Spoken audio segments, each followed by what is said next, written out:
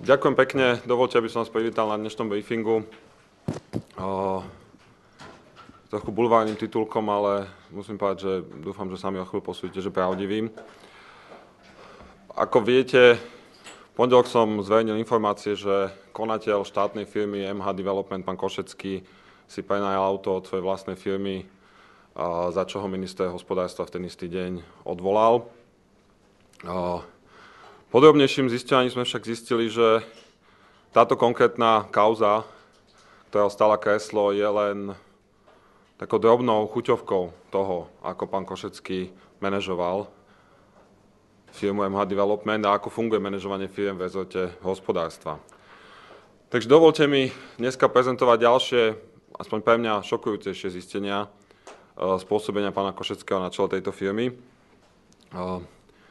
Je síce verejná informácia, ale pokiaľ viem, ešte sa o nej nehovorilo, že pán Košecký počas svojho pôsobenia viacnásobne porušil ústavný zákon o konflikte záujmov, keď počas vedenia firmy nepodával ani majetkové priznania a ďalej podnikal, bol konateľom svojich firiem. Za to som ešte ja ako predseda výboru inicioval konanie voči nemu, ktoré potom pokračovali a boli dokončené niektoré počas môjho predsedania, niektoré už počas môjho nástupcu. K dnešnému dňu bolo pánovi Košeckému uložené na pokutách 35 502 eur za to, že opakovane nepodal majetkové priznanie a za to, že nelegálne podnikal už ako šéf tejto firmy.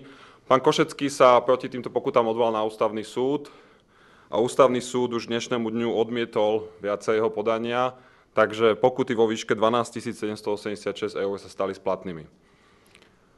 Pán Košecký tieto pokuty zaplatil z účtu firmy MH Development. To znamená, že pán Košecký zaplatil svoje osobné pokuty zo štátnych peňazí úplne bez hanby a bez akéhokoľvek zaváhania. A dokonca ich oficiálne vykázal v účtovníctve firmy. Ak si pozriete web stránku, kde sú tie faktúry zverejnené, tak je to normálne na zozname faktúr zverejnené. Máme to potvrdené z viacnásobných zdrojov. Je to niečo, čo som priznám sa ešte v živote nevidel a je to niečo, čo ma hlboko šokovalo. Je to evidentný trestný čin porušovania povinností pri práve cudzieho majetku a pravdepodobne aj sprenevery. Zároveň ďalší, toto je asi taký, ktorý najviac má ten efekt, pri ktorom človeku padne sánka, ale nie je to jediná vec, ktorá sa tam diala. Takisto sme zistili, viem, že zistili aj novinári, že vo firme MH Development pôsobil okrem pána Košeckého aj pán Michal Hyža.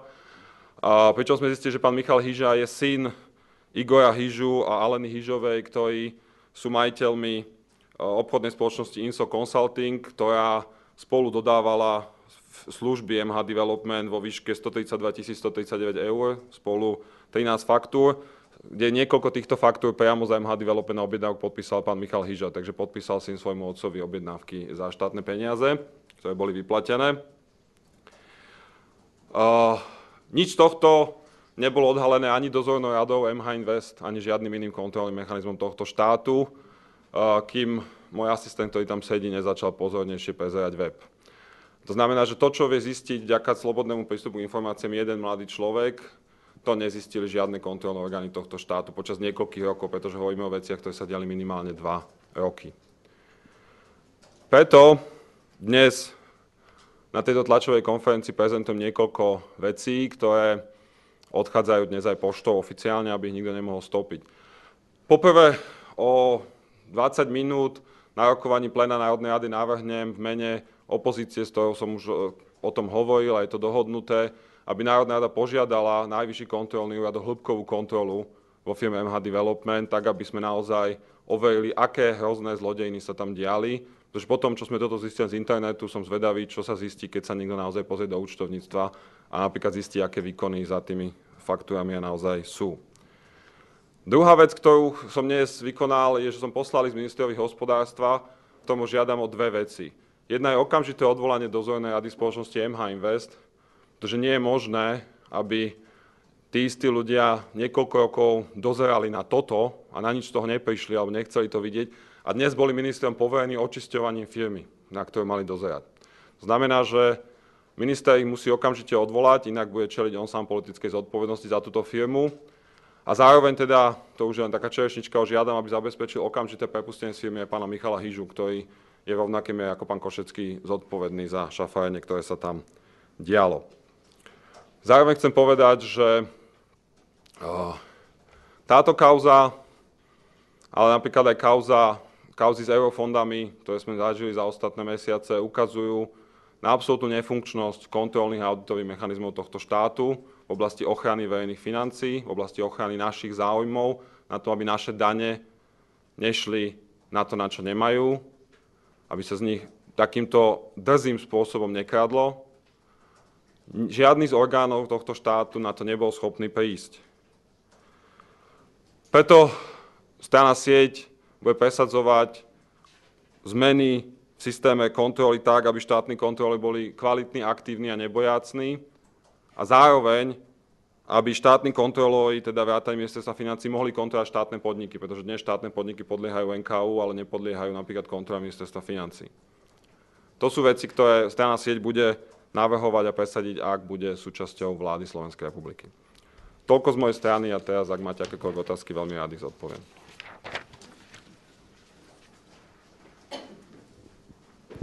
Oravová teatri. Pán Beblavik, ak ste spomínali, že je to evidentný trestný čin v súvislosti s tým, že si platil faktúry zo štátnych peňazí, či v tomto prípade pôjde vlastne aj nejaké podanie na orgány činné v trestnom konaní? Ja som za normálnej okolnosti veľkým odporcom podávania trestných oznámení politikmi, a to z jednoduchého dôvodu, že trestné oznámenie je možné podať aj vo veci skutočnej a evidentne zločinnej a je potom možné podať aj vo mnohých veciach, v ktorých sú pochybnosti. Kliatbou alebo jednou z pliag slovenskej politiky, že tu podávajú trestné oznámenia za veci, ktoré buď trestné nie sú, alebo ktoré sa nikdy ani nevyšetria a navzájom politici prípadne podávajú trestné oznámenia na seba. A myslím si, že to vo všeobecnosti vedie len k nedôveryhodneniu politiky aj trestného práva. Na druhej strane, toto nie je politická kauza. Toto je proste prax prostá zlodejina. To znamená, že ak urýchlene ministerstvo hospodárstva nepodá trestné oznámenie, priebehu najbližších týždňov áno, vykonáme, tak my už len preto, aby sa to prešetrilo. Hoci ja podávanie trestných oznámení priamo politikmi, napríklad poslancami, považujem za naozaj vec, ktorú by sme si mali schovať, keď už inak to nejde, lebo nie je toto, čo patrí do politiky za normálnych okolností. Kovačič Markíza. Chcem sa opýtať, či máte predstavu, kto pána Košeckého nominoval, lebo niečo takéto si netrúfol, myslím, že snad nikto ani v 90. rokoch. Viete, moja poslanecká práca je založená väčšinou na otvorených zdrojoch. Nemám nejakú svoju spravodajskú službu, ani svoju agentúrnu sieť, ani svoje paralelné siete ako niektorí iní politici. Takže neviem vám odpovedať na túto otázku. Chcel som sa s informáciami o tom, s akými bývalými najvyššími ústavnými činiteľmi sú Hyžovci príbuzní, ale neviem ich overiť. To je práca asi skôr pre vás. Myslím, že vy máte v tomto lepšie paralelné spravodajské siete ako ja.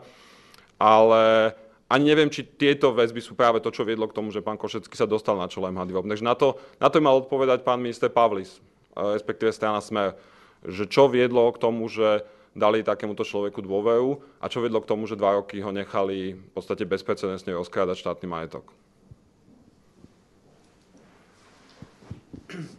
Dobré ráno, Milan Janásik, Slovenská televízia. Ja sa chcem možno len takú technickú vec spýtať. To meno Michal Hyža som tam všimol vtedy aj ja. Tiež mi to zarezonovalo s tým Igorom Hyžom. Ja som sa vtedy pána Košeckého pýtal na ten vzťah podľa toho, čo hovoríte, mi evidentne klamal, keď mi povedal vtedy, že sú to len menovci.